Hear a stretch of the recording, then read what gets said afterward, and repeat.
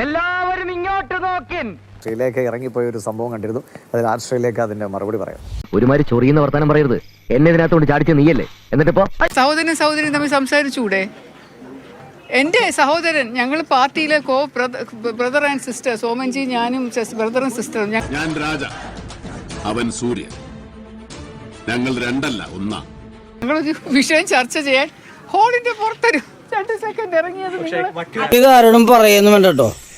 ഈ നാട്ടുകാര് പട്ടികളെ ആരും വിശ്വസിക്കാൻ പാടില്ല.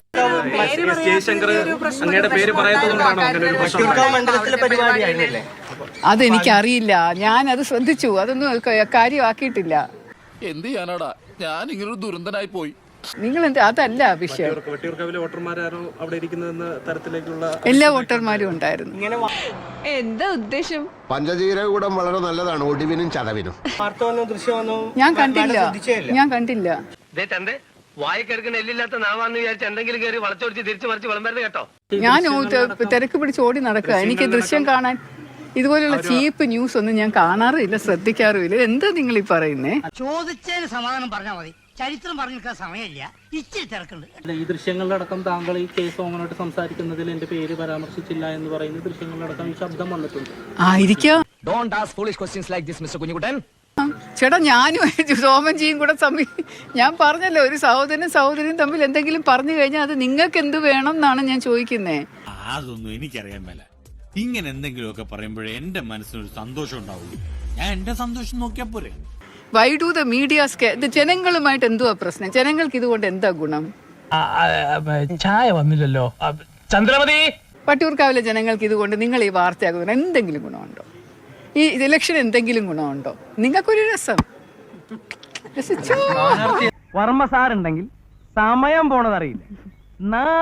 തമാശ ഒരു പരിഗണന എന്തോന്ന് സ്ഥാനാർത്ഥി? ഇത് എന്നെ ജനങ്ങളല്ല തിരഞ്ഞെടുക്കുന്നത്. എന്തായാലും ഇത് കണ്ടില്ല എന്ന് വെച്ചാൽ ശരിയാവില്ല. അറ്റ്ലീസ്റ്റ് ഇത് ആവർത്തിക്കാതിരിക്കെങ്കിലും നോക്കണ്ടേ. താങ്കളുടെ പ്രതികരണം ഉണ്ടായത്. അപ്പോൾ അതുകൊണ്ട് അങ്ങനെ ഒരു പ്രതികരണം എനിക്ക് ഉണ്ടായിട്ടില്ല. മേഡത്തിന്റെ വീഡിയോയിൽ കൃത്യമായ ശബ്ദമുണ്ട്. ആയിക്കോട്ടെ, നാണമില്ലേ ഒളിച്ചിരുന്ന ഒരു സഹോദരനും കൂടെ സംസാരിക്കുന്ന ദൃശ്യങ്ങൾ എടുക്കാനും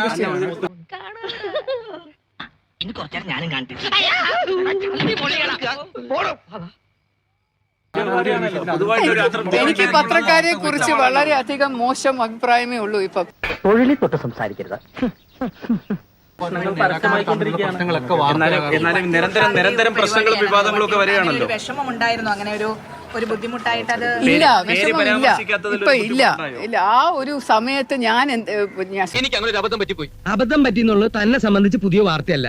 എവിടെങ്കിലും പോയി എന്തെങ്കിലും പുലിവാലുണ്ടാക്കിയിട്ട് ഞാനിപ്പോ എന്താ ചെയ്യേണ്ട രാമേട്ട? ജീവായിട്ട് ഞാൻ സംസാരിക്കുന്ന കാര്യം ഒരു സഹോദരനും തമ്മിലുള്ള കാര്യം എനിക്കിപ്പോ തുറന്നു പറയാൻ പറ്റില്ല. അത് ഞാൻ പറയില്ല, കാരണം അത് ഞങ്ങൾ തമ്മിലുള്ള ഇഷ്യൂ ആണ്. അത് പത്രക്കാരും അറിയേണ്ട, നാട്ടുകാരും അറിയേണ്ട കാര്യം. ഞാൻ എന്താണോ ഇങ്ങനെ ആയിപ്പോയത്? താൻ ചിന്തിച്ചിട്ടുണ്ടോ? അത് നാട്ടുകാരെ ബാധിക്കുന്നതോ വട്ടിയൂർക്കാവിന്റെ വികസനത്തെ ബാധിക്കുന്നതോ സുരക്ഷയെ ബാധിക്കുന്നതോ ഒന്നുമല്ല. നിങ്ങൾക്ക് ആഘോഷിക്കാനുള്ള ഒരു സബ്ജക്ട് മാത്രമാണ്. നിങ്ങളത് ആഘോഷിക്കുന്നെങ്കിൽ ആഘോഷിച്ചോ, അതിനകത്ത് ഞാൻ പ്രതികരിക്കുന്നില്ല. ഏതായാലും ഇന്നൊരു സുദിന പിള്ള സാറേ, ഇന്ന് നമുക്കൊന്ന് ആഘോഷിക്കണ്ടേ?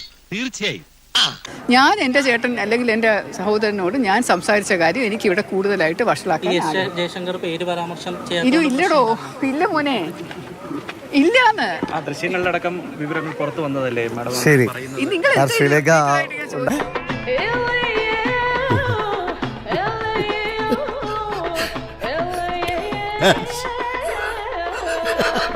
ശ്രീലേഖ ഉണ്ടായ സംഭവങ്ങളെ തള്ളിക്കളയും. ഇനി ഞാനിവിടെ നിന്ന് ഡയലോഗ് പറഞ്ഞാൽ കരഞ്ഞു പോകും. ഉസ്മാനെ രക്ഷപ്പെട്ടതാണ്.